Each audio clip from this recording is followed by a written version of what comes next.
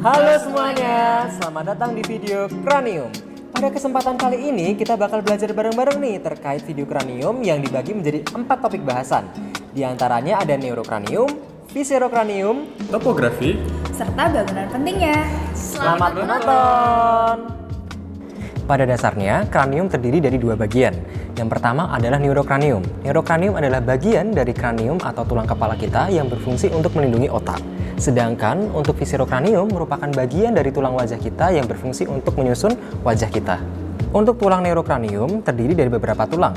Yang pertama adalah os frontal yang terletak di anterior, dilanjutkan dengan os ethmoidal yang ada di tengah, dilanjutkan dengan os sphenoidal, ada os occipital di paling belakang, dan juga ada sepasang os temporal pada kedua sisi dan juga ada os parietal pada kedua sisi.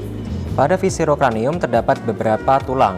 Di antaranya, dari yang paling inferior terdapat tulang mandibula, dilanjutkan dengan os maxilla pada sisi dexter dan sisi sinister, dilanjutkan dengan os zygomaticum baik pada sisi dexter maupun sisi sinister, dilanjutkan dengan os nasal, dan ada juga os vomer, concha nasalis inferior, dan os lacrimal. Bagian pertama dari osis frontalis yaitu ada squama frontalis. Untuk squama frontalis sendiri terbagi menjadi beberapa bagian. Yang pertama ada facies externa squama frontalis, facies temporalis osis frontalis, dan juga ada facies interna squama frontalis. Untuk facies externa squama frontalis terdiri dari tuber frontal yang terletak di depan dan terletak bilateral pada kedua sisi, dilanjutkan dengan 2 arcus superciliaris pada sisi dexter dan sinister, yang dimana di antara kedua bangunan tersebut terdapat suatu titik yang disebut sebagai glabella. Selanjutnya terdapat suatu sutura yang dinamakan sutura metopika yang apabila bertahan hingga dewasa akan membentuk sutura frontalis persisten. Selanjutnya ada margo supraorbitalis yang sebagai batas dari kavitas orbita di bagian superior, dan juga terdapat incisura supraorbitalis di sebelah medialnya. Pada bagian selanjutnya yaitu facies temporalis osis frontalis yang dimana dapat ditemukan margo parietalis osis frontalis, lalu terdapat linea temporalis osis frontalis, dan yang terakhir adalah processus zygomaticus osis frontalis yang mengarah ke os zygomaticus. Pada facies interna squama frontalis dapat ditemukan crista frontalis. Selain itu, kita juga dapat menemukan incisura ethmoidea, yaitu sebuah takik yang ditempati oleh osis ethmoidea yang terletak di tengah-tengahnya. Dan yang terakhir adalah margo sphenoideus osis frontalis yang membatasi os frontal dengan os sphenoidal. Pada bagian pars nasalis osis frontalis, terdapat suatu bangunan anatomi yang disebut sebagai margo nasalis osis frontalis yang akan membentuk sutura frontonasalis, yaitu suatu sutura yang menghubungkan os frontal dengan os nasal. Selanjutnya pada os frontal terdapat pars orbitalis osis frontalis, yang dimana pada bagian ini terdapat 2 bangunan anatomis, yaitu facies orbitalis osis frontalis yang terletak di sebelah sini, dan juga apabila kita bergerak ke arah lateral akan terdapat suatu cekungan yang disebut sebagai fossa glandula lacrimalis yang dimana ditempati oleh glandula lacrimalis. Selanjutnya adalah bagian dari sinus osis frontalis yang merupakan suatu rongga pada os frontal yang kira-kira setinggi glabella, yang dimana pada sinus frontalis ini terdapat apertura sinus frontalis yaitu pembukaan di dinding inferiornya. Berikut merupakan apertura dari sinus frontalis. Dan untuk sinus frontalis ini sendiri dibagi menjadi 2 pada sisi dexter dan sinister oleh septum sinuum frontalium. Pada bagian os parietal memiliki 2 facies, diantaranya facies interna yang terletak di dalam dan facies externa yang terletak di luar. Pada facies externa kita dapat menemukan linea temporalis superior yang letaknya di sebelah sini dan linea temporalis inferior. Selanjutnya, di sebelah lateral dari os parietal, facies eksternanya ada tuber parietal, yaitu suatu letak bangunan anatomis yang paling menonjol di sisi lateral dari os parietal. Selanjutnya, kita bergerak ke sisi posteriornya. Di sini terdapat 2 foramen yang dinamakan sebagai foramen parietal. Pada os parietal memiliki 4 margo, diantaranya adalah margo occipitalis di sebelah sini yang akan membentuk sutura lambdoidea. Selain itu terdapat margo squamosus yang letaknya di sebelah sini yang akan membentuk 3 sutura. Yang pertama ada sutura sphenoisquamosa, sutura squamosa, dan sutura parietomastoidea di sebelah sini. Margo frontalis yang akan membentuk sutura coronalis. Dan yang terakhir adalah margo sagittalis ossis parietalis yang akan membentuk sutura sagittalis. Pada os occipital memiliki 3 bagian penting, yaitu yang pertama ada squama occipitalis di area sebelah sini. Selain itu ada pars basilaris ossis occipitalis yang letaknya paling anterior dari ossis occipitalis. Dan yang terakhir adalah pars lateralis ossis occipitalis yang letaknya di lateral dari ossis occipitalis. Pada squama occipitalis terdapat 2 fasies, diantaranya adalah fasies interna yang letaknya di dalam dan fasies eksterna yang letaknya di sebelah luar dari ossis occipitalis. Pada fasies eksterna dapat ditemui beberapa bangunan penting, diantaranya yang pertama adalah protuberansia occipitalis externa, selanjutnya adalah linea nuchalis suprema, linea nuchalis superior, dan linea nuchalis inferior.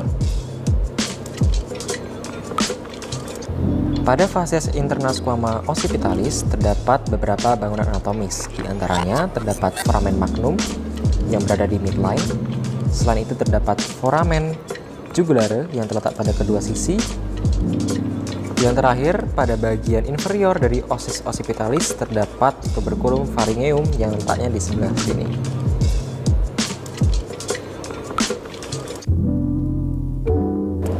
Selanjutnya kita akan beralih ke os temporal.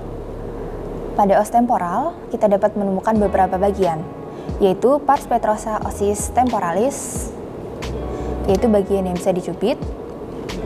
Kemudian pars squamosa ossis temporalis, yaitu bagian yang pipih.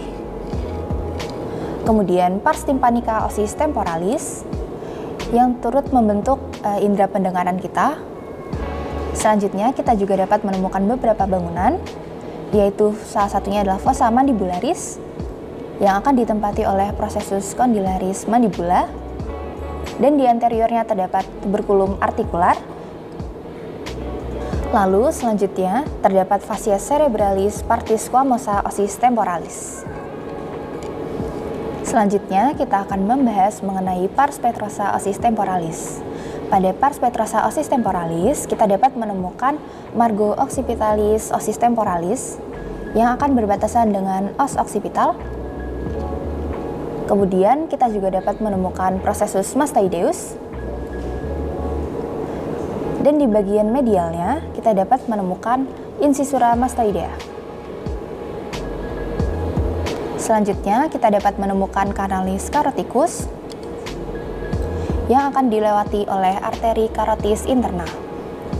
Canalis caroticus ini memiliki 2 pembukaan yang berada di dalam dinamakan apertura interna canalis carotici, dan pembukaan yang berada di luar dinamakan apertura externa canalis carotici.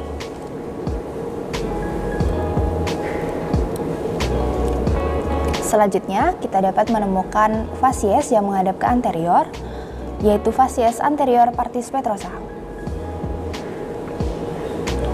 Pada fasies ini, kita dapat menemukan hiatus canalis nervi petrosi majoris. Hiatus canalis nervi petrosi majoris ini akan dilewati oleh nervus petrosus major, dan bangunan ini akan berlanjut menjadi sulcus nervi petrosi majoris. Di sisi lateralnya, kita dapat menemukan hiatus canalis nervi petrosi minoris yang akan dilewati oleh nervus petrosus minor. Bangunan ini akan berlanjut menjadi sulcus nervi petrosi minoris. Selanjutnya, kita dapat menemukan impressio trigeminalis yang akan ditempati oleh ganglion trigeminal. Kemudian, kita juga dapat menemukan margo superior partis petrosa. Kemudian kita juga dapat menemukan fasies posterior partis petrosa atau fasies yang mengarah ke bagian belakang posterior. Pada fasies ini kita dapat menemukan suatu lubang bernama porus acousticus internus. Lubang ini akan berlanjut menjadi meatus acousticus internus. Selanjutnya kita dapat menemukan margo posterior partis petrosa.